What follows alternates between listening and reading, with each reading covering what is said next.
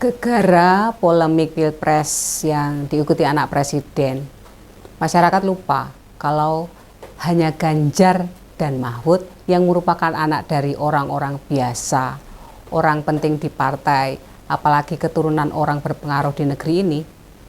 Dikiranya yang berhak ikut Pilpres hanya para elit saja, para ketua partai atau setidaknya itu anak pejabat.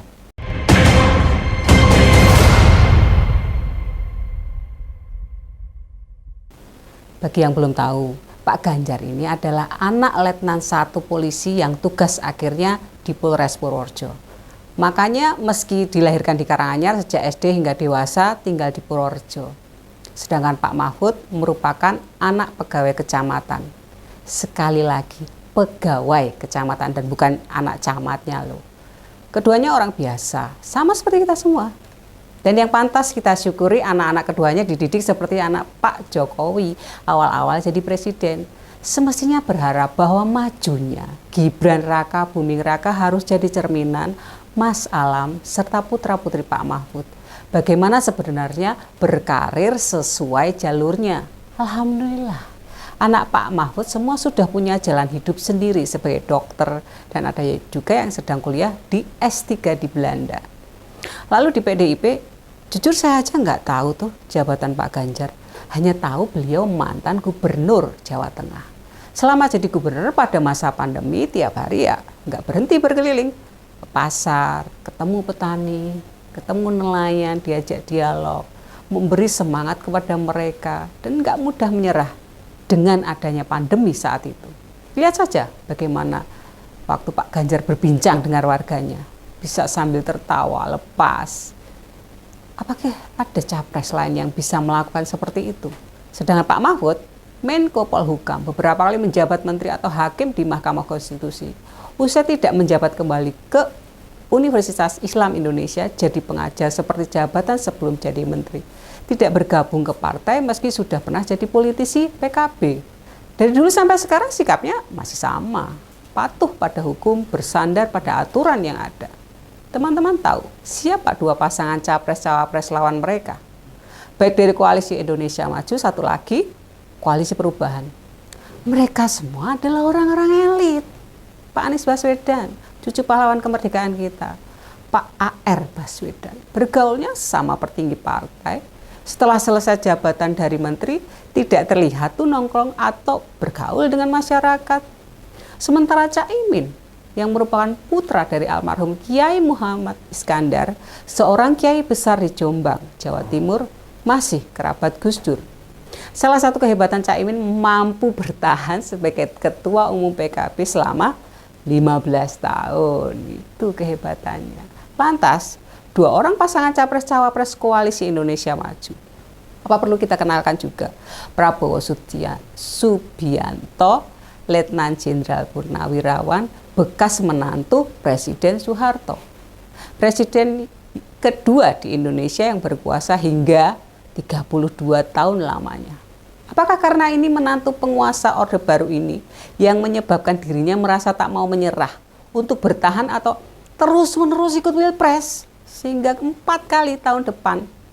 Rakyat Indonesia tuh belum lupa Ketua Umum Gerindra itu sekali lagi jadi cawapres dan 2 kali jadi capres. Kekalahan yang berkali-kali berulang kok nggak bikin malu ya.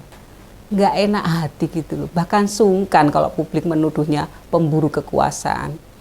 Dia gagal menang Pilpres 2 kali meski pasangannya ketua umum partai.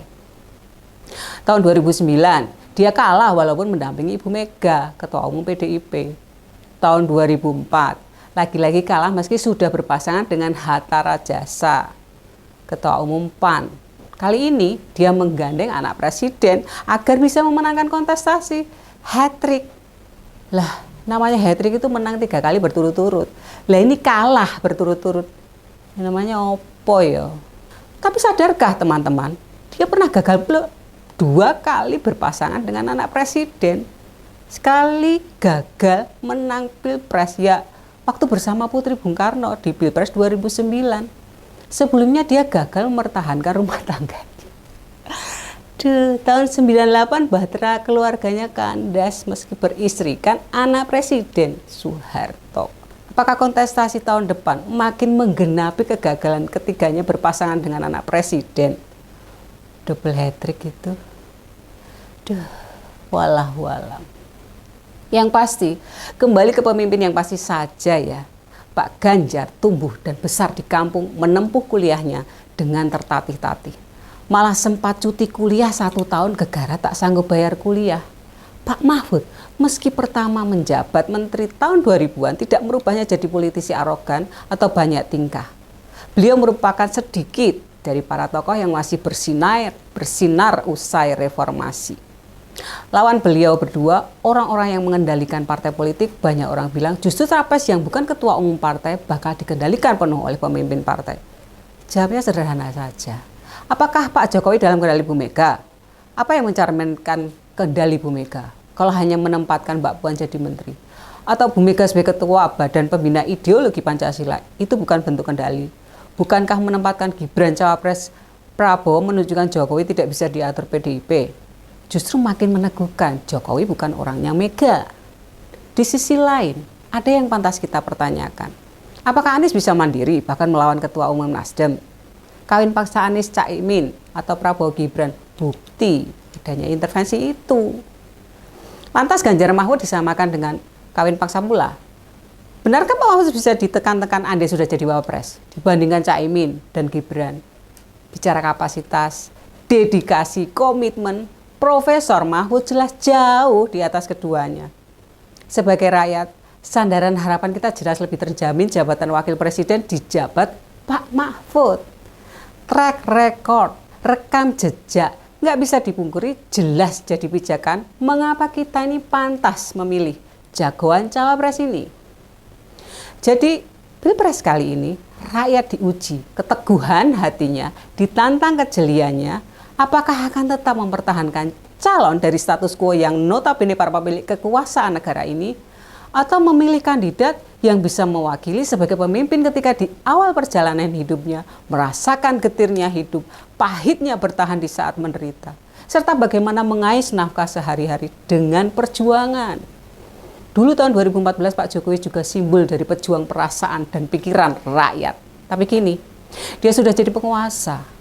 Mungkinkah 9 tahun telah merubah pola pikirnya, sudah berubah perasaannya, malah mungkin terlalu nyaman dengan kekuasaannya, sehingga menolak kembali ke tengah-tengah kita sebagai rakyatnya.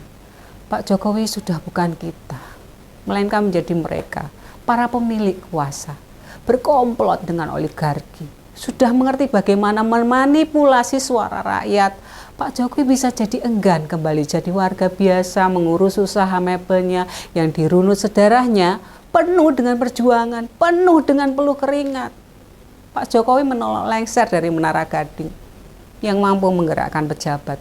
Bahkan ketua umum partai patuh pada telunjuknya. Kemana sebenarnya selama ini suara kita berlabuh? Apakah tak sampai ke istana, mental di dinding istana? Mustahil menembus ruang dan waktu hingga menyentuh hati serta jiwanya. Sedih. Pak Jokowi, lupakah dengan harapan kami. Mohon kali ini dengar jerit batin kami, rakyat yang seharusnya mempunyai kedaulatan, namun yang saat ini terpuruk dan hanya bisa berkoar, menuntut hak menyuarakan ketidakadilan. Jadilah presiden sesuai waktu yang ditentukan. Lantas istirahatlah menemani kami menjaga presiden berikutnya dengan penuh cinta. Bila memang itu yang engkau inginkan, izinkan kami menurunkanmu dengan apa yang kami miliki. Hidup di alam demokrasi yang sesungguhnya.